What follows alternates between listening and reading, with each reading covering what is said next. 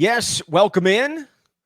Badgers getting ready for a trip down to Iowa to face the Hawkeyes coming up on Saturday night. A second straight night game, a second straight national TV night game for the Badgers, potentially three in a row with Oregon coming a couple of weeks to Madison in a couple of weeks. We'll see how that all gets there. But Wisconsin and Iowa, Hawkeyes have won two straight. They have not won three straight since the mid-2000s. A little unsure on their quarterback situation. Cade McNamara left the game against Northwestern. Brendan Sullivan came in. McNamara not on the depth chart this week for Iowa, which actually does mean something as opposed to, some guys, as opposed to Wisconsin's depth chart, which is just a reflection of what happened in the previous game. So we shall see what exactly that quarterback situation looks like for Iowa. We're going to talk more about that game coming up on Thursday, but we are going to talk quarterbacks. Jesse wrote a story about what does Wisconsin to do a quarterback in 2025. We'll talk about that. A couple of recruiting notes, a commit in 2025 followed by a decommitment. Are they related? We'll talk about that and then get into overreaction or no coming up as well. Before we do, as always, Home Field Apparel is the official apparel sponsor of the camp. They have the best vintage gear you could possibly find anywhere. So much new stuff, not just for Wisconsin, but for every school in the country here these first couple of months of the football season. You can check it out up on homefieldapparel.com, and you can use the promo code Bucky24 for 15% off your first purchase. Let's jump into this, Jesse. Wisconsin's future at quarterback. Right now, they have 4 scholarship quarterbacks on the roster. Tyler Van Dyke, Braden Locke, Mabry Matoyer, and Cole LaCrue. They have 5 total with a walk-on. They have 1 commit in the 2025 class, Landon Locke. But they have questions about the position. And I think the opening part of your story that you can find up on The Athletic right now details why there are questions. The inexplicable interception in the third quarter against Penn State that turned the game, that potentially turned the season, leaves you even more wondering what the future at quarterback looks like for the Badgers in 2025. You ran down the options. Which one is the best option in your mind? Well, I'll start by saying I fully recognize doing a story on 2025 with 4 regular season games left and a potential bowl game may feel strange, but it's always about the future. And I think what we've seen just lends itself to so many questions. And we know that's the most important position in football. We know that's the position that it feels like has held Wisconsin back. So that was kind of the premise for why doing it this week, especially off that interception.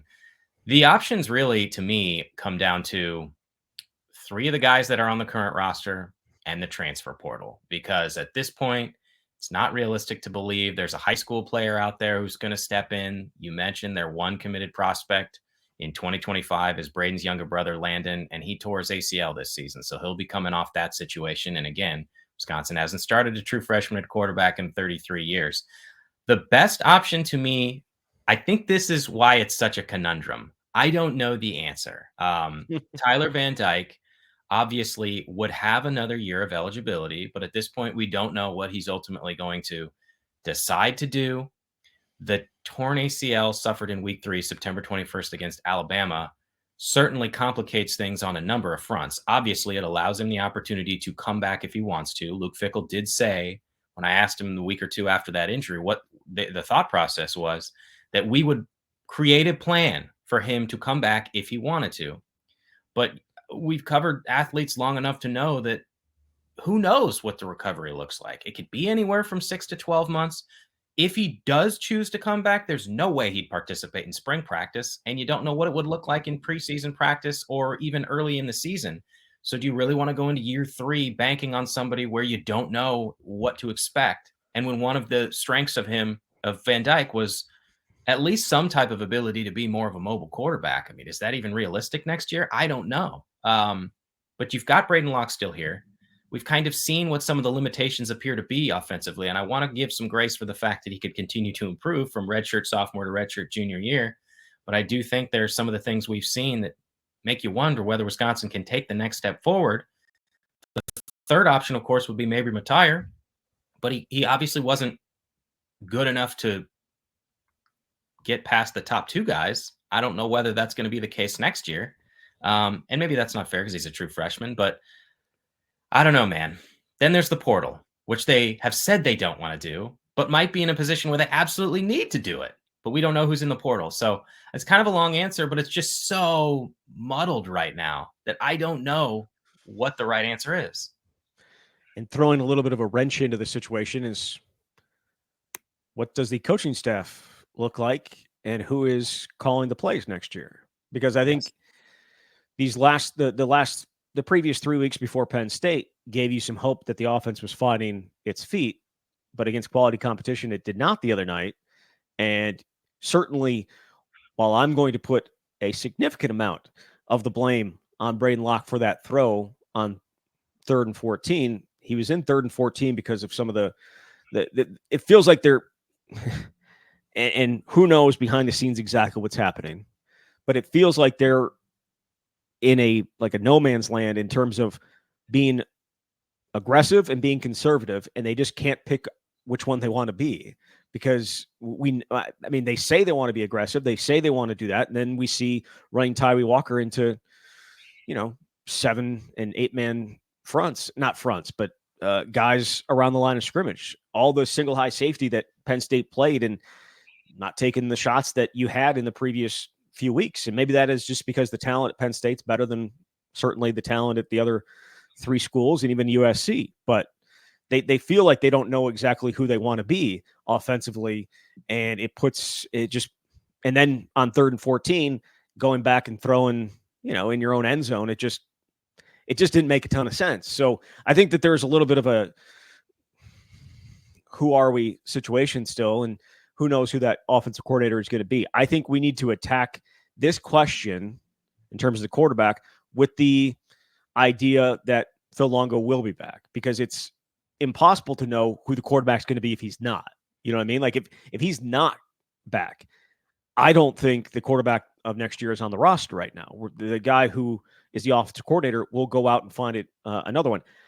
That said, I really still don't think the quarterback for next year is on the roster right now. I just don't. So, but in terms of what they have on the roster, I don't like it. The options I don't think are necessarily ideal. You mentioned Tyler Van Dyke coming off the knee injury. You got Landon Locke coming off the knee injury. You have Braden Locke, who has, I'm not going to say regressed from last year. I think he's taken some steps in certain areas, but I don't think he's taken a huge jump, which is usually what you would expect from a guy who saw plenty of playing time as a redshirt freshman, right? I mean, he started a couple of games, played extensively in another, and we haven't necessarily we thought we saw a jump against poor competition, but when it came to good competition, he wasn't able to consistently do what he needed to do, and he's made just horrible in-game decisions, in-play decisions. I mean, go back to the Rutgers game, go back to the Northwestern game. Like there are just some really poor decisions and poor throws that makes you question exactly what he can be as the quarterback. So all that's to say is I don't think there are a ton of good options, and that really is really tough for Wisconsin. If it were me, and I am about 15 rungs down in terms of football intelligence than what is going on in the building, I think you go and look for somebody else. I think you go to the transfer portal and add somebody else, and I hope you try and get somebody who's more than a one-year guy.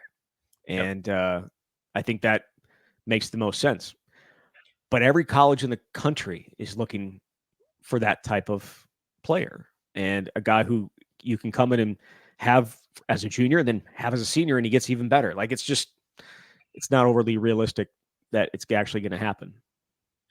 Certainly there are 4 regular seasons games left, like I said before. And if Braden plays well in those games, that would give you more confidence about what the future looks like. But it's a conundrum that, and I asked Luke Fickell about this on Monday, just where do you feel like, I said, I realize this may not necessarily be a fair question because you're in the middle of the season, but where do you feel like you're at in terms of the development of the quarterback room? And he talked about needing games to understand development of quarterback. And he said, like, how do you know is how he started the question. Tyler Van Dyke's played in 2 games in less than a quarter. Braden's got the most experience, and they've barely seen Mabry play. I believe Mabry's played a total of 16 snaps across 3 games, 11 of which came on that drive against Purdue. And so it's hard to know, even though they're watching in practice every day. And then he went back to who they had at Cincinnati and Desmond Ridder and talked about the development and growth that he showed from a time in high school when no one probably would have wanted him to when he was a freshman to by the time he was a senior. And that is a challenge. On the other hand, that's the challenge you're tasked with and being able to develop behind the scenes. But it's such a difficult spot because another thing Luke mentioned is young guys don't want to sit around and wait. If you go in and get somebody else, they're gone. Now, that's not necessarily the case for every single player, but it is for a lot. Go and look at who the starting quarterbacks of the 18 Big Ten teams to open season. 14 of them were transfer quarterbacks. This is the new norm. This is what you can expect. It's just really difficult when you say every year you don't want to be a transfer portal team. Now, that's not even real to me because they're going to get a dozen plus. The way everything is structured now, they are going to get at least a dozen transfers every year. Some of it because they have a necessity at a position. Some of it because guys are clearly going to leave after the year. So that's the nature of the game. Now, you can say that, and you can also say we want to develop at quarterback specifically from within, but you need a quarterback that you know you can rely on and that's going to be your guy for years and years. So it's tough because I'm looking at the schedule next year thinking, my God, look at those road games. All of a sudden, Indiana is one of the best teams in the country, and maybe they'll fall off some next year, but you got a road game there. You got road game against Michigan, road game against Alabama, obviously Minnesota. And by the way, you have home games against Iowa and Ohio State. Like, you're in a spot where if you go with a young guy, you need to show progress in year 3. And that might be a situation where he's taking his lumps. But if you go and get a transfer guy, you got guys who are going to leave. So I'm with you, though. If you get a transfer, first of all, you better be right. And you better get someone who's not in his last year because that development is so critical. I mean, look at last year. Okay. They have a really good game offensively against LSU and the quarterback's gone. And you're kind of starting from square one the next year. So I don't know what the best option is, but more and more I'm beginning to think it's the portal. The problem is you don't know who's in it yet, even though you can kick the tires. So that window from December 9th to 28th is going to be really interesting. You may not know who's in the portal right now, but you know there's behind the scenes talks. I'm sure there is. That's just the way it is. And the idea that they don't want to be a transfer portal team, he said that in 2022, November 2022. And I know he said it a couple of times since. It's just not realistic. No. In this day and age where guys can go and pick up and leave and do whatever they want, you are a transfer portal team. Every team outside of Clemson and a few, like the service academies, every team is a transfer portal team. You're going to lose guys to other places. You need guys to replace them, and you're going to. And quarterback is as big of a part of that as anything. And unless you have a home run guy that you can bring in as a senior who's going to hit the ground running and be fantastic, a Cam Ward, right? A Dylan Gabriel, a Will Howard to an extent. Like, unless you have that type of guy, yeah, I'd rather you try and have a guy that's going to be there for a couple of years.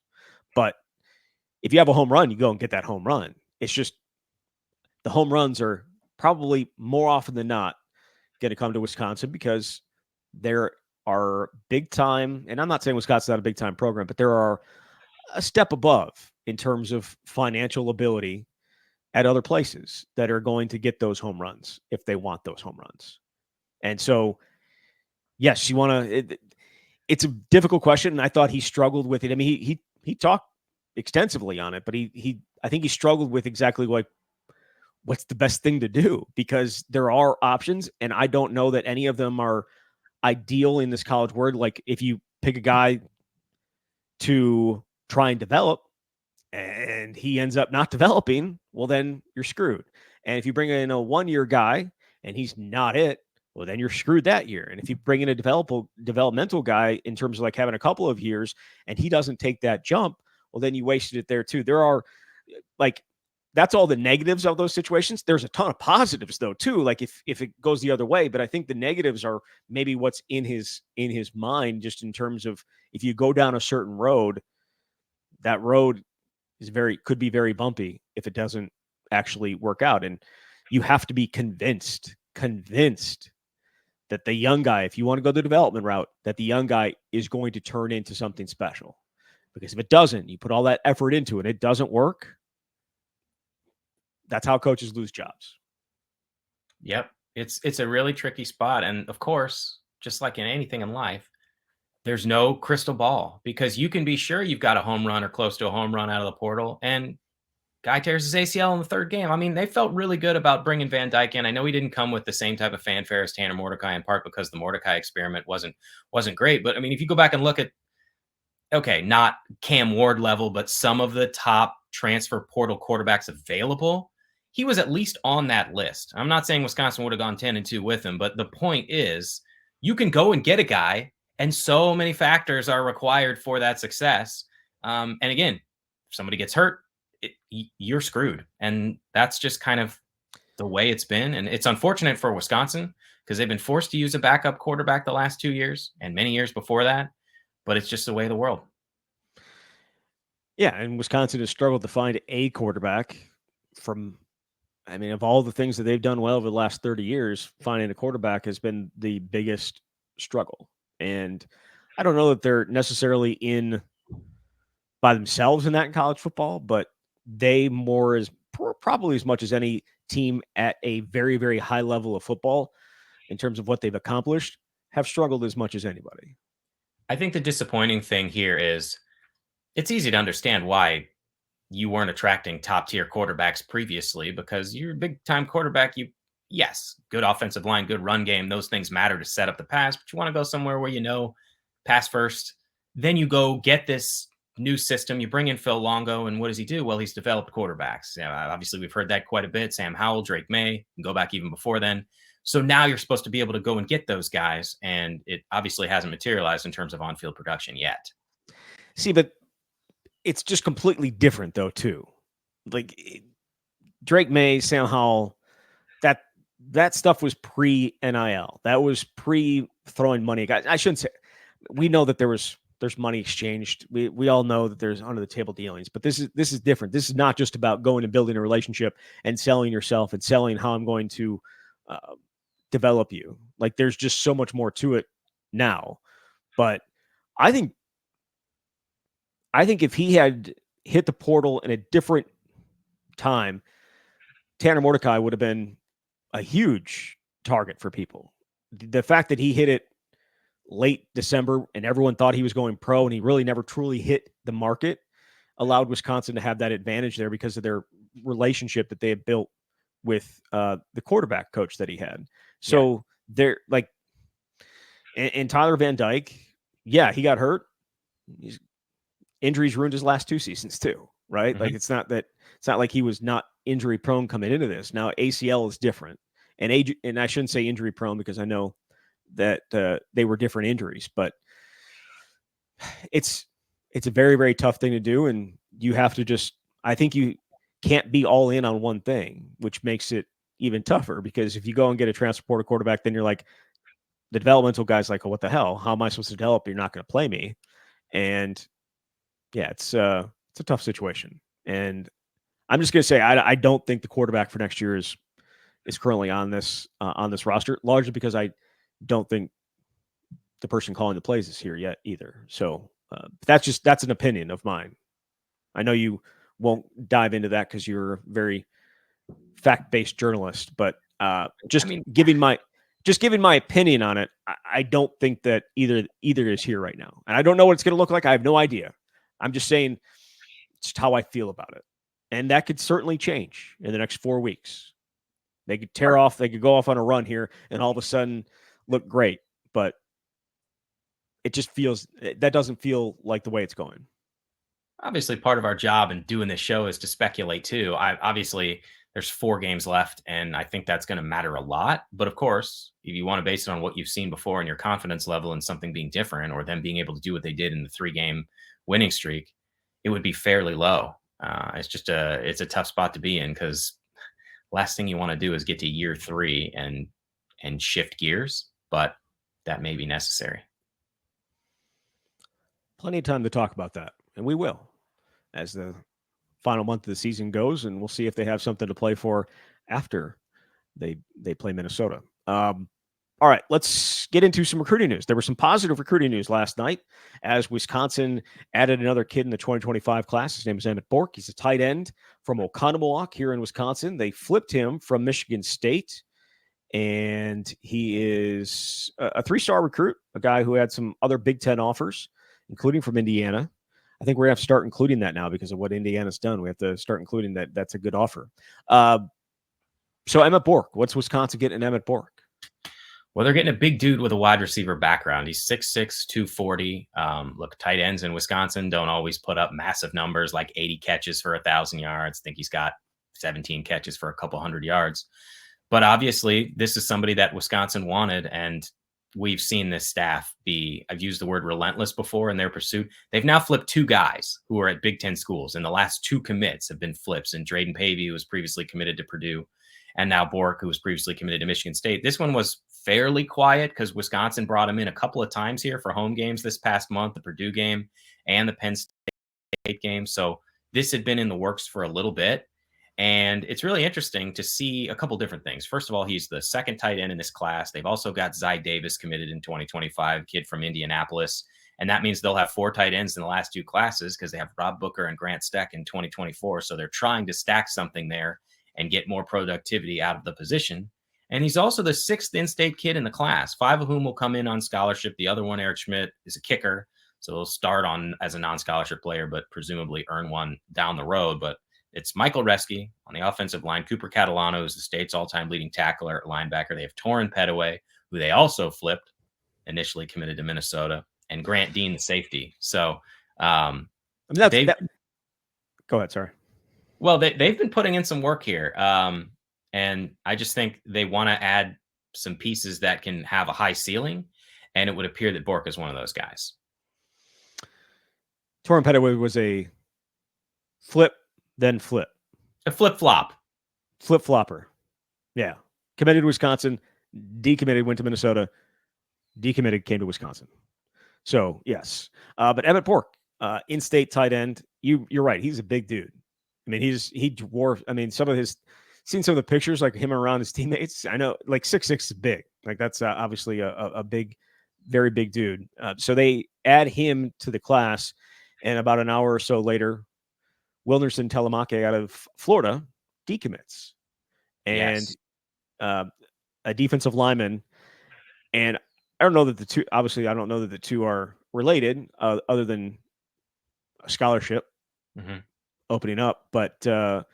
Wilnerson Telemaque is a defensive lineman from Florida who chose Wisconsin over some significant offers. Apparently, I was reading an article from a month ago that some big-time teams were still coming after him, and I wonder if that played a role in this decision. Well, I think there's a couple of things. First of all, before he decommitted, there were 4 defensive linemen committed in the class, and that's not crazy because not everyone's going to come in and play the same position. But you look, they had Petaway, had Xavier Apanu from Texas. And obviously the Drayden Pavey flip, I feel like, is noteworthy in this because that's a fairly recent development. But I also feel as though the writing was on the wall for this a little bit. You will go and look at his timeline on X. I just think it's interesting. You don't necessarily know what's in a kid's head, but when they put it out there publicly, you can kind of get a sense. I mean, obviously him putting out images of Colorado, wishing him luck for games. Like, that's not a deal breaker, but to say I need to be taking some of these visits to all these different stadiums, well, that sort of feels like you're not all in on Wisconsin. And of course, the commitment is only that. It's just a verbal. And until you sign, it doesn't mean anything. And it seems to mean even less these days than before. But obviously, he's no longer a member of this class. And I do think Wisconsin at least feels pretty good about the defensive lineman that it has. And getting Pavey, to me, is a real key here because of his potential upside. Yeah, I don't know why I said, are they related? They're not obviously related. And there was, as you mentioned, a little bit of under the surface feeling that this was coming with some of the, just not just simply because of that stuff, but he did, like, one of his most recent tweets was Luke Fickell as a high schooler, and it was 42-7. Obviously the score of the game against Rutgers. So there was, it did feel like he was kind of in, but not really in all the way in. And yeah, Drayden Pavey probably a much bigger I shouldn't say reason, but another significant reason for what happened last night. I think the timing, obviously, between the two is just not Pavey, but the tight end was purely coincidental that he finally decided to announce that he was decommitting. So they have now what? They're back down to 25, or is it 26? I think it's, well, if you count Schmidt, I think it's 24 now. Okay.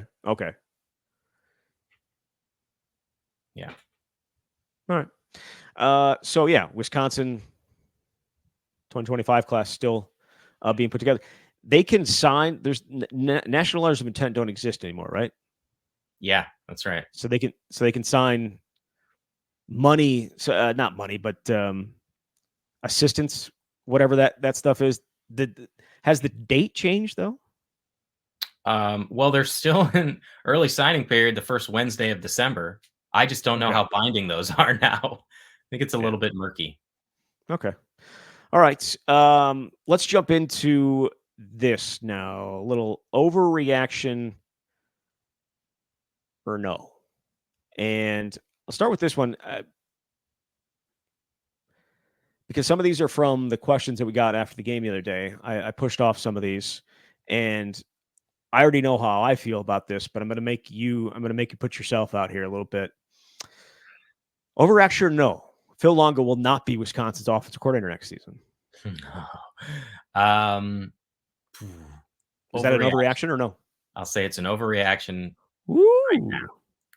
No, you're that's the classic Jesse Hedge. It is.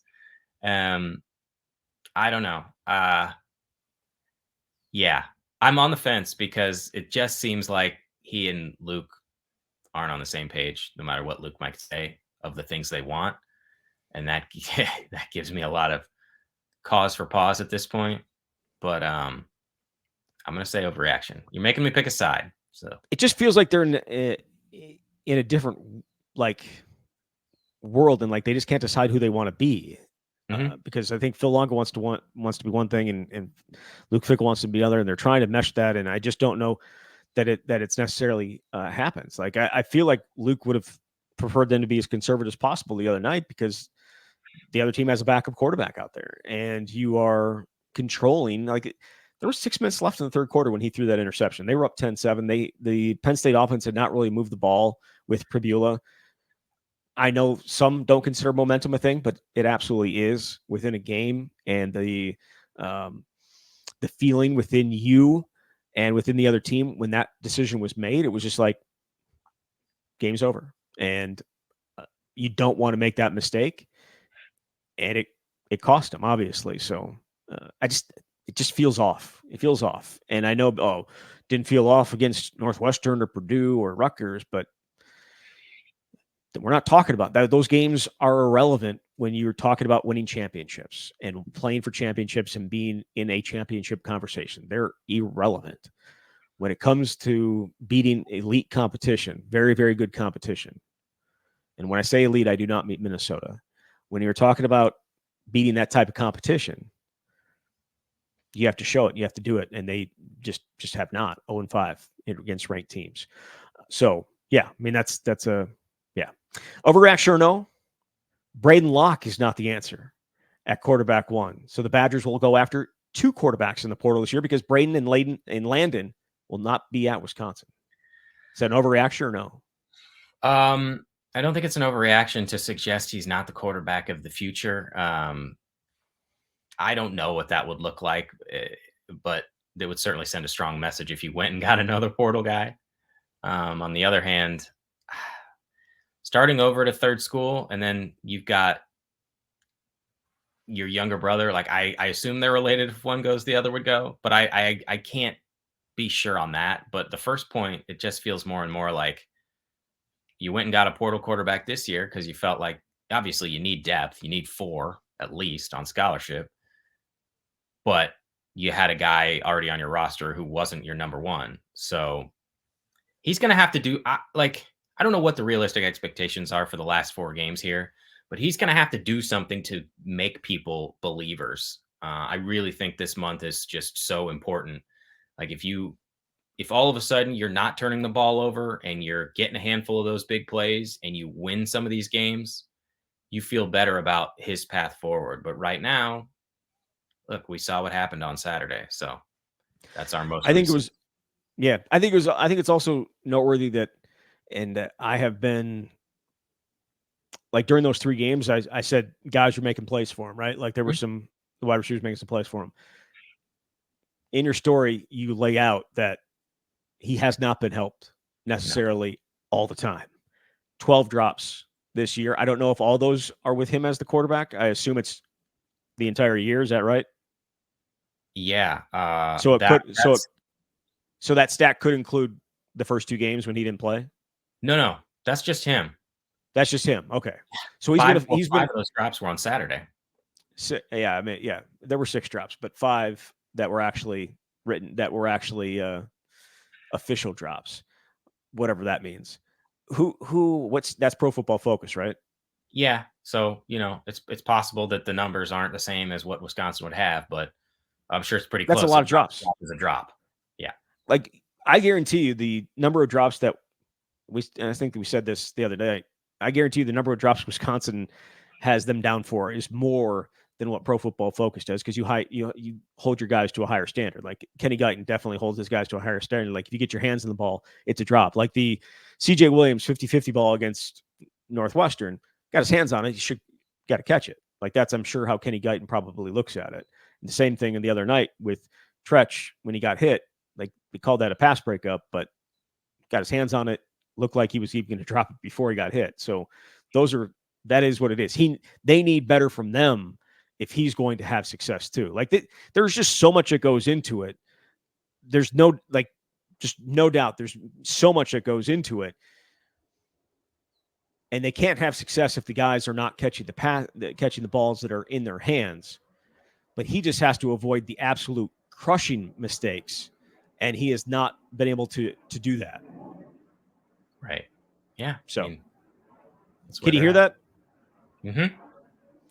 So I live on the east side of town, and about this time every day, the people over at Truex bring out the jets. They bring out whatever the jets are that are stationed here. So my window's open, and obviously you can hear that. So I apologize. Vinny Anthony is the best wide receiver on the team. Is that an overreaction or no? It's not an overreaction to me. I mean, watch what's happened. He's got a lot of the big plays, got a couple huge touchdown catches, the 47-yarder down to the 2 against Rutgers. He's been the most consistent deep ball threat. I mean, obviously Will Pauling would be in this discussion because of how many times they target him, but Vinny's gotten a lot of the big plays. And to me, has been one of the surprises among the wide receiver group, even though Kenny Guyton said early that he had established himself as a clear-cut starter. It's one thing to be a starter and just be a guy out there, and another to be an impact playmaker. So I don't really think there's even that many other guys that would be in the conversation. Bryson Green's been hurt. Will Pauling would be in that conversation. Tretch has dropped some passes, not had a ton of big plays other than obviously he had 2 in the Purdue game, the 69-yard or the 25-yard catch. But in terms of consistently being that guy, yeah, I do think it's Vinny. I just think he's improved so much after the catch. Like, yes, he has he's great when he's just flying down the field, right? But I think some of his ability after the catch, so much quicker. And he looks like a punt returner, right? Like he looks like a guy that has the ability to shift into gears very, very quickly. And so I think, yeah, he's definitely stood out, and he's been the most consistent guy certainly catching the ball. He's been the most consistent guy catching the ball.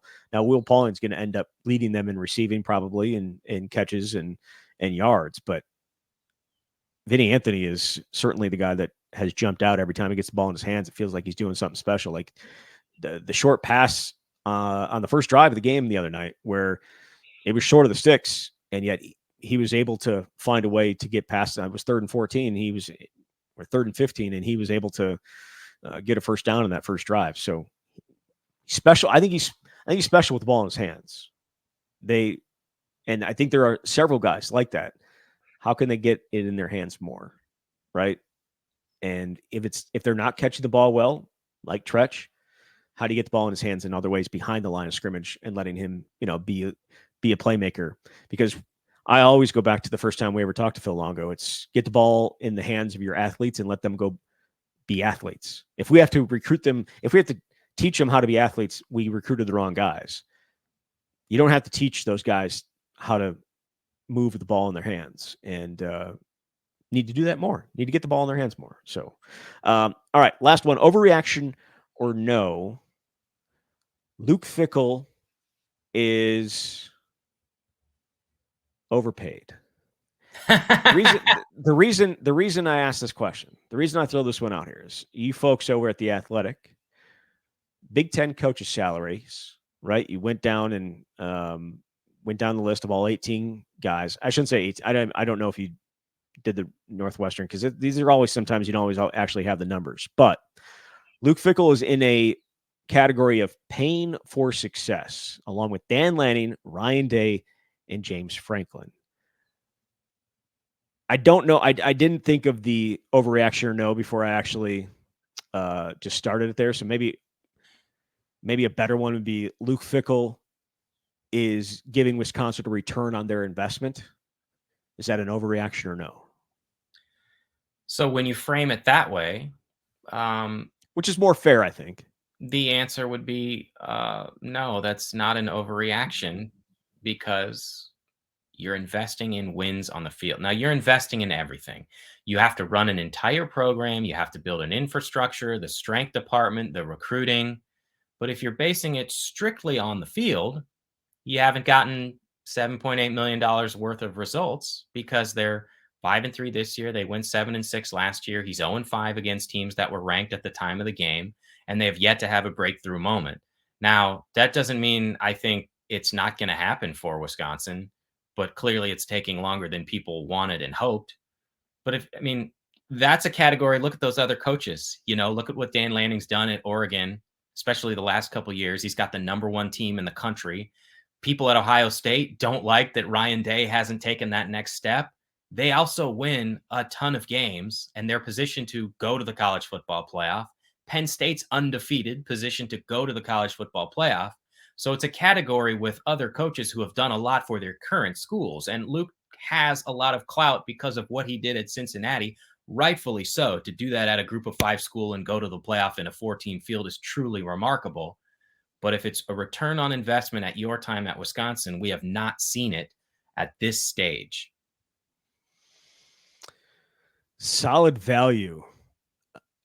Brett Bielema, Matt Rule. See, for me,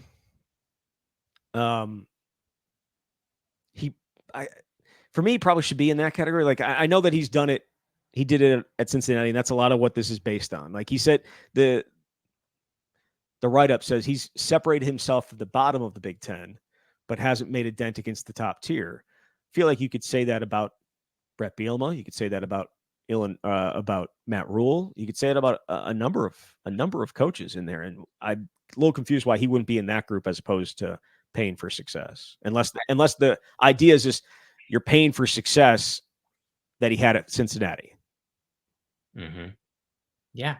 I also think there's something to be said for the level of expectations at a specific place. Like Bielema is in a unique spot, and really a great spot, because Illinois hadn't had a winning season in a decade before he got there. So to start a season a couple years ago at 7-1, I think it was, before the wheels kind of fell off, to be 6-1 before this week and be in the top 25, like that's a marker of success at a place like Illinois. And it would be at Wisconsin because of where the Badgers have been. But I just think the expectations are different at those two programs right now. And in Nebraska, like, they haven't been to a bowl game in 8 years. The expectations are always extraordinarily high. But at least they gave you something to believe in early this season when they got off to a hot start and were in the top 25. So I don't know. It's just, no one wants to hear it because we harp on it multiple times. It's a process, and you better have results in year 4, because that's when I think things start to get dicey. We're gonna give him all the way until year 4 because of the schedule next year.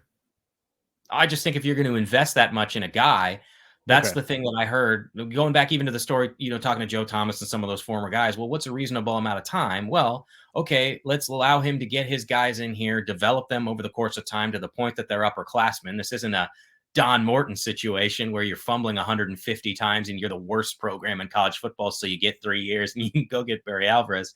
I think this is a spot where you give him that time and see where they're at.